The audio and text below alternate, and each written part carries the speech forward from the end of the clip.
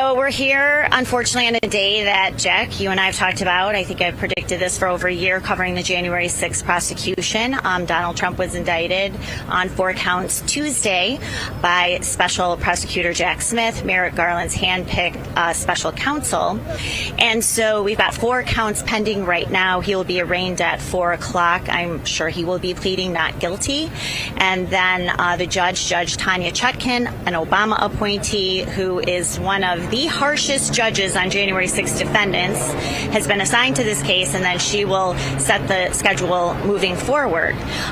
So he faces obstruction of an official proceeding, which is the most common felony count, slaps against more than 300 January 6 defendants, conspiracy to obstruct, deprivation of rights, and then, of course, conspiring to perpetrate fraud against the United States.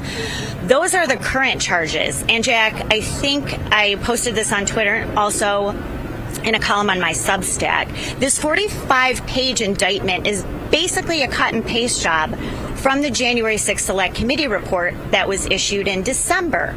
You see a lot of the same accusations talking about the fake electoral college stunt, et cetera, et cetera. A lot of it was just lifted from that report, put in this criminal indictment. So, of course, Jack Smith will be here today with his team of prosecutors. So that will be the first clash in this battle.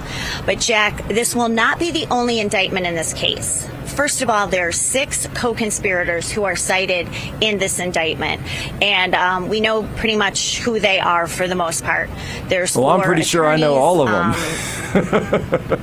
Right. Well, I hate to name names because these people are under attack. Oh no, I mean like I personally know all of them, more than likely. Right. Yes, I'm sure you do. Let's just hope you don't get named as a co-conspirator, because he could sweep up anyone at this point. Oh, they'd love to. They'd love to.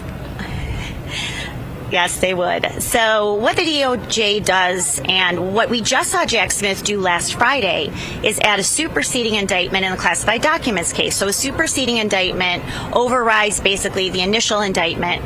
What he did last week is add a new co-defendant, co-conspirator, and then new charges to Donald Trump. That is exactly what will happen in this indictment. My suspicion is Jack Smith will supersede this indictment probably 3 times before he's done. And at the end of the day, I do think ultimately he will indict Donald Trump for seditious conspiracy, along with several other of his former aides, allies, and attorneys.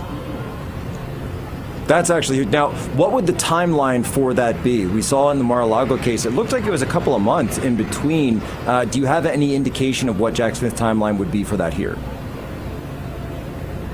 Well, his timeline probably will be the next set of bad news for Joe and Hunter Biden.